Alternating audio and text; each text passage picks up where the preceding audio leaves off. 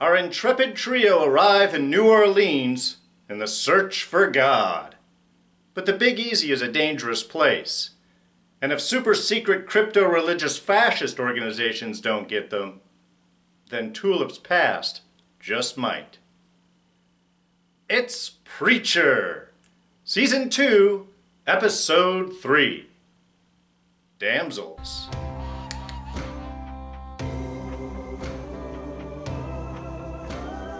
Hey everyone, D here, and welcome to this week's review of Preacher. So yes, lots of spoilers wandering through the busy streets of New Orleans tonight.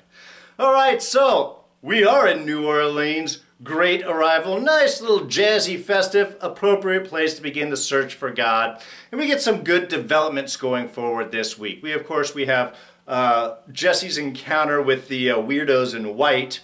We've got Tulip's attempted avoidance of Victor before walking straight into the jaws of death itself.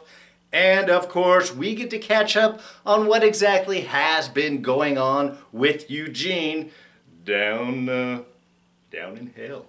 So let's start things off actually right there with Eugene. And his existence in hell is very similar in a way to how the cowboy, how the saint was existing down there, reliving his worst day over and over again. And of course, this is that fateful day with Tracy that left her with her brain half gone, and Eugene himself now into arseface. And we learn a few things off of this. I mean, first, I think we can take everything that is happening in these sequences at face value. I don't think hell needs to lie. They don't need to change the story. There's enough of a reason of why you are down there reliving that moment. There's enough regret in the truth that I think a lie would in some ways paste it over. So I think we can trust exactly what it is we're seeing here. And while the events don't exactly match up with the story that we have heard, that of course that Eugene was obsessed with Tracy, confessed her love, she rejected him, and then he shot her and then himself. Nobody dying, but just becoming seriously messed up because of it. And there is a little element of truth to that, but there's a few other elements that are kind of left out. Primarily, the two of them are besties. Best friends. You're my best friend is what Tracy tells Eugene there. So they have already a strong connection. Also, that Tracy was planning on killing herself with said shotgun. Written as a suicide note and everything. And thirdly, that Tracy is incredibly shallow. A very shallow organization. Why does she want to kill herself? Because her boyfriend cheated on her. Okay, I understand that, but cheated on her with a 5. So if she was like an 8 or a 9, then that would have been okay. Wouldn't have been quite as bad. No, the embarrassment that he has stepped down from her beauty. So I guess that rates her on a 5 level. Is that sort of how she is looking on it? Regardless, it is because of this that she has decided that her life is over. And I'm not saying that's the really shallow part. The 14-page suicide note that specifically leaves out everything requires that her stuff should be left, or suggests, as it is, as a shrine to those. And I don't know, by the time you get to page 14 and that's where the playlist you have on you for your funeral, I think that's showing things as pretty shallow. Now, Eugene was beautiful in the scene. Really being honest, being a friend, putting his heart out there, talks her out of it, and makes a couple of fateful errors there. One, of course, burning the suicide note. Now, there is no evidence that that was her plan all along. That puts all of the following incidents squarely on Eugene's shoulders. And, of course, as she is snuggling up to him and being thankful, and they're kind of having a moment, that's when he makes his move for the kiss. And I'm not saying that that was the right choice for him to do. It's understandable. I'm not saying that that was the right choice to impose that section. But when the girl that you thus makes said move on goes ew and grabs the shotgun and goes to finish her suicide attempt, that is personally, I think, quite painful. And of course, Eugene tries to save her, messes it up, which leaves her comatose as opposed to dead, and then when cornered, he finally decides to end it all himself. The shotgun hang fires. That's when the cartridge doesn't go off immediately when you squeeze the trigger. Waits for a second. Very dangerous, by the way. Waits for it, and then with the shift, boom, and that's where all of that went down. So, again, we can understand actually why Eugene is probably feeling so guilty, is he doesn't want to tell everybody that she was trying to kill herself. That's not going to help his cause. But in some ways, because he did that move, because he did try and kiss her, that led to all of those incidents. I mean, imagine the amount of guilt that Eugene is laying for it. He blames himself for all of it, even though it really wasn't anything that he did. But because of the circumstances, he doesn't want to make Tracy look at a bad light, even though she's a horrible person. I'm really curious if he's going to run into her down in hell. That would be kind of an interesting moment as she's reliving stuff, how she would kind of view that circumstance, and if maybe Eugene might have a little cathartic release out of it. Anyway, so that's sort of Eugene's story. It's good to know all that, but then we also get the other shot of what's going on in hell. One, that said imagery is being generated by a giant disco ball light-spitting machine inside the prison cell, which hell looks like a giant gray drab prison. And that Hitler is his nextie. That's right. What dark corner of hell have you been subscribed to when Adolf Hitler is your next-door neighbor? I don't know, it's either going to be like a really dark part of hell, or it's like the Fab Zone. This is where VIPs go. You're Hitler, we've saved the best room for you, the best torture room. So, not really sure how hell rates things, but imagine finding yourself next door to Hitler. How are you going to look back then on your position in life? Because, I don't know, I wouldn't be feeling really good about that myself. Alright, and as for the rest of our group, well, let's start things off with Jesse. Well, let's start things off with the dog creature that was down in the basement. Yeah, creepy, weird, and strangely very appropriate. Oddly, I think that's exactly what you would find in a creepy basement back downstairs behind a bar when you go in asking to see God. That or drugs. It's one or the other.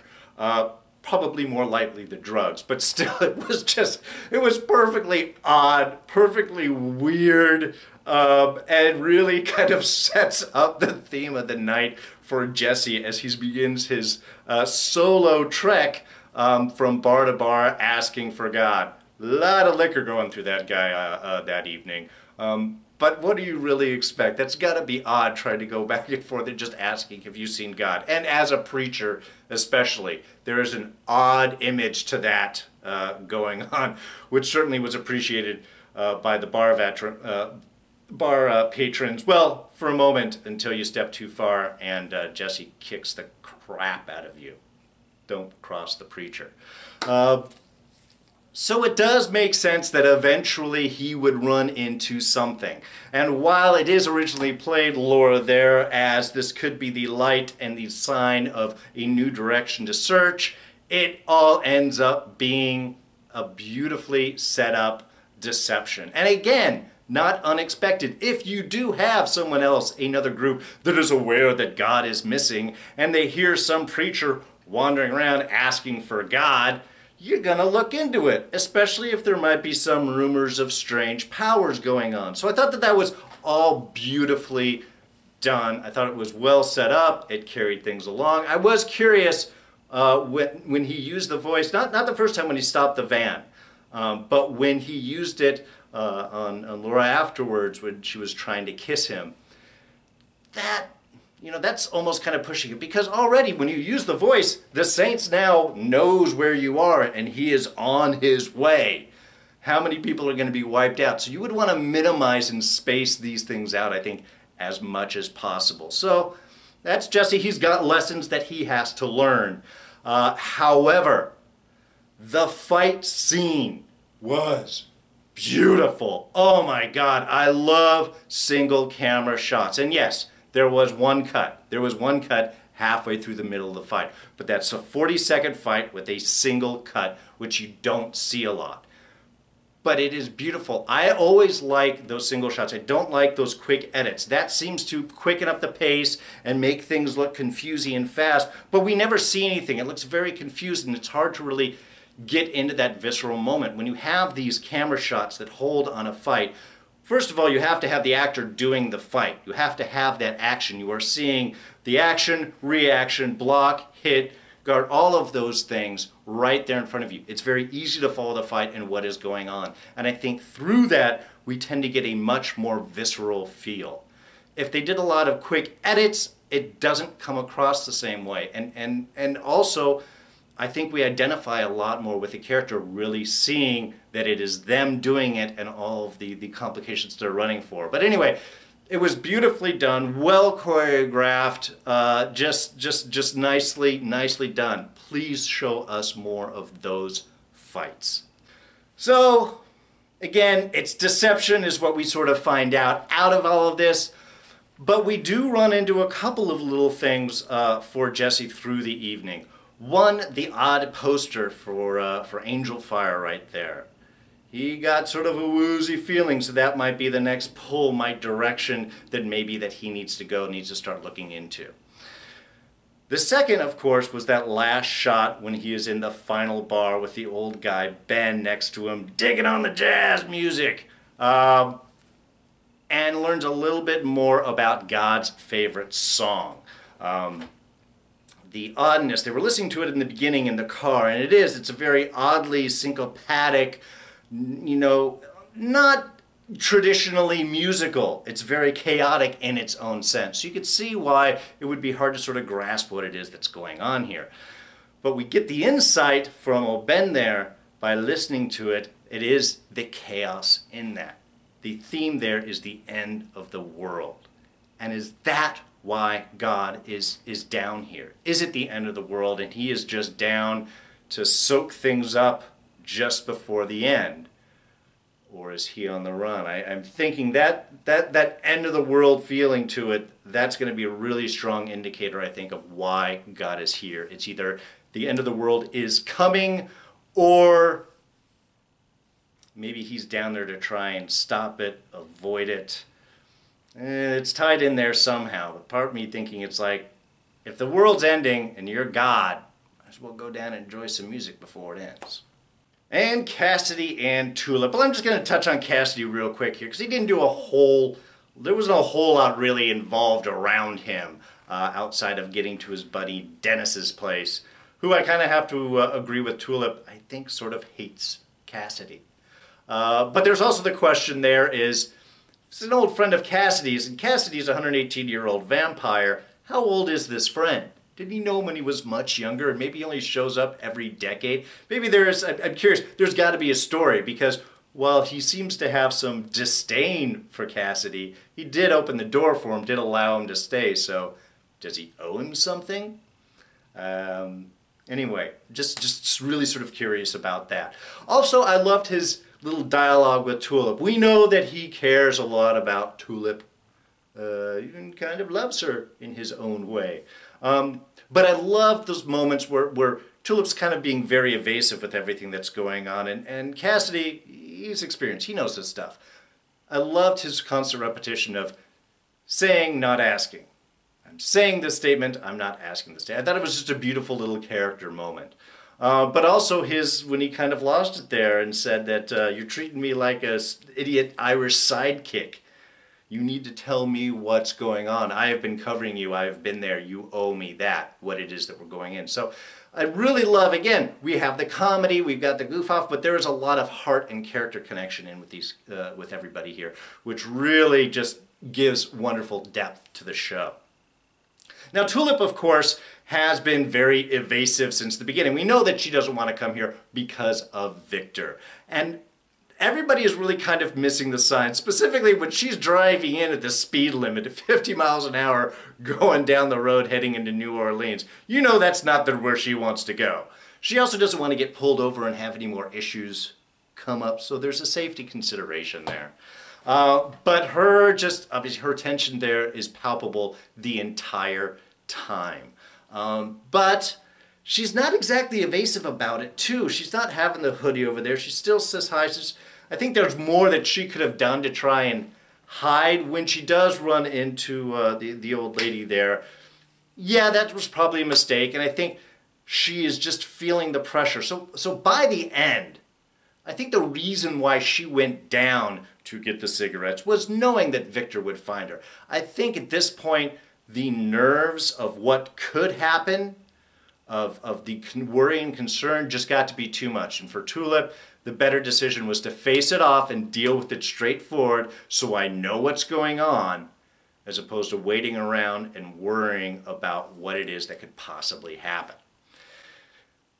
And by the end, of course, he does show up with a lot. We know that she was expecting it because, one, she went down there, but two, even as we hear the squeal of tires and the lights coming in and voices coming in to say everyone out, she doesn't even stop putting those quarters in. Doesn't change, doesn't flinch, doesn't do anything. That's just her going, I'm getting my pack of smokes before I deal with this person, and that's how I'm going to do it. All right, so just a couple of small things. One, we had a new intro, we had a new title sequence, so I think that's implying that we're probably going to spend the rest of this season in New Orleans, and seemingly where all the imagery went to, so probably a pretty good chance of that, at least most of the time. All right, the super creepy group in white that Laura was secretly working for. We had a last shot of Hair Case Star's desk, paperwork being dropped off. 2 folders there, looked like Jesse Custer on the bottom, and then the top said pig. Who's pig? Is it referring to one of the other group? I don't really think so. There's something to keep an eye on for. Wouldn't it be funny if old Ben, who was giving him the lowdown on what the song meant in the background on Feeling the Jazz, Daddy-O? What if that was God? Just a thought. All right, I'm going to have to look up Mexi Jazz. Is there more horns? Is there more of like an oom-papa sound to that? Or, I don't know. All right, it always seems to be Mardi Gras when people show up in New Orleans. You know, it's not always like that. Sometimes all the people drinking don't have beads on. Okay, the pickup line, you're the hottest thing I've seen since Fire. Okay, not bad, not horrible. But do those things even work?